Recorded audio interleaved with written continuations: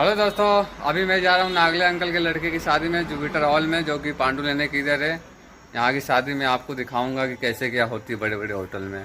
अभी जा रहा हूँ। देखो, ये हमारे अनिल भैया हैं। मैं इनको छोड़ के अभी मैं जा रहा हूँ शादी में। मेरे को अच्छा नहीं लग रहा है। बाय बाय करता, कुछ तो कर दो। टाटा। चलो ठीक है। जैसे कि मैं पहुंच चुका हूं जुपिटर होटल में। आप सब देख सकते हैं यहाँ पे देखो शादी हो रही है। क्या मस्त दिख रहा है।